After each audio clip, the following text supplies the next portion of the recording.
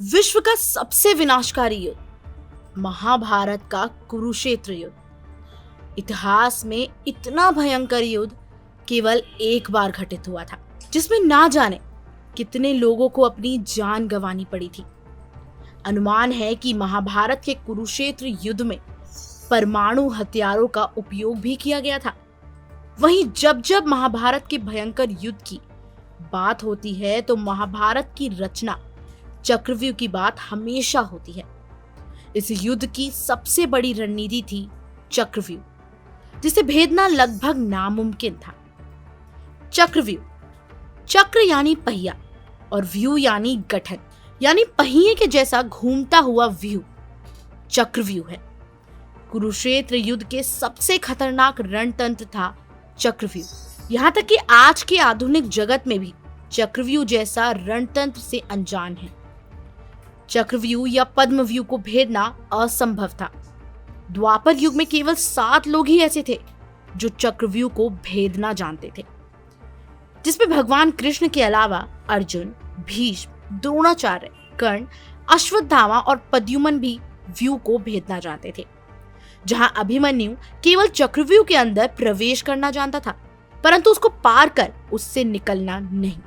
चलिए आपको हमारी आज की वीडियो में महाभारत के सबसे आधुनिक रचना की खासियत के बारे में बताते हैं, जिसको भेदना मुमकिन ही नहीं बल्कि नामुमकिन था। जानने के लिए बने रहें द कर्मा के साथ। चक्रव्यूह, जिसमें कुल 7 परत होती थी। सबसे अंदरूनी परत में सबसे शौर्यवान सैनिक तैनात होते थे। यह परत इस प्रकार बनाई जाती थी कि बाहरी परत के सैनिकों से अंदर की परत के सैनिक शारीरिक और मानसिक रूप से ज्यादा बलशाली होते थे। सबसे भारी परत में पैदल सैन्य के सैनिक तैनात हुआ करते थे। अंदरूनी परत में अस्त्र शस्त्र से सुज्जित हाथियों की सेना हुआ करती थी। इस चक्रव्यूह की रचना एक भूल भुलैया की जैसी होती थी, जिसमें एक बार शत्रु फंस गया तो घन चक्कर बनकर रह जाता था। चक्रव्यूह में हर परत की सेना घड़ी के कांटे के जैसी ही हर पल घूमती रहती थी।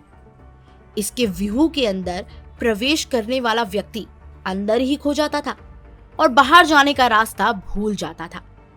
महाभारत में व्यूह की रचना गुरु द्रोणाचार्य ही करते थे। चक्रव्यूह को युग का सबसे सर्वश्रेष्ठ सैन्य दलदल माना जाता था। इस व्यूह का गठन युधिष्ठिर को बंदी बनाने के लिए भी किया गया था। माना जाता है कि 48 गुना 128 किलोमीटर के क्षेत्रफल में कुरुक्षेत्र नामक जगह पर युद्ध हुआ था, जिसमें भाग लेने वाले सैनिकों की संख्या 1.8 मिलियन थी। महाभारत के चक्रव्यूह को घूमता हुआ मौत का पहिया भी कहा जाता था, क्योंकि एक बार जो इस व्यूह के अंदर गया वह कभी बाहर नहीं आ सकता था। यह पृथ्वी की तरह अपने एक्सिस में घूमता था, साथ ही साथ हर परत भी परिक्रमा करती हुई घूमती थी। इसी कारण से बाहर जाने का द्वार हर वक्त अलग दिशा में बदल जाता था, जो शत्रु को भ्रमित करता था। अद्भुत और अकल्पनीय युद्ध तंत्र था चक्रव्यूह। आज के आधुनिक जगत भी इतने उलझे हुए और असामान्य रणतंत्र को युद्ध में नहीं अपना सकते हैं। जरा सोचिए कि सहस्त्र सहस्त्र वर्ष पूर्व चक्रव्यूह जैसे घातक युद्ध तकनीक को अपनाने वाले कितने बुद्धिमान रहे होंगे। महाभारत का चक्रव्यूह ठीक उस आंधी की तरह था जो अपने मार्ग में आने वाली हर चीज को तिनके की तरह उड़ाकर नष्ट कर देता था। इस व्यूह को भेदने की जानकारी केवल 7 लोगों के पास ही थी, लेकिन महान योद्धा अर्जुन का पुत्र महान योद्धा अभिमन्यु व्यूह के भीतर प्रवेश करना तो जानता था, लेकिन बाहर निकलना नहीं जानता था। यही कारण था जिसके वश में कौरवों ने छल से अभिमन्यु की हत्या कर दी। माना जाता है कि चक्रव्यूह का गठन शत्रु सैन्य को मनोवैज्ञानिक और मानसिक रूप से इतना जर्जर बनाता था कि एक ही पल में हजारों शत्रु सैनिक प्राण त्याग देते थे।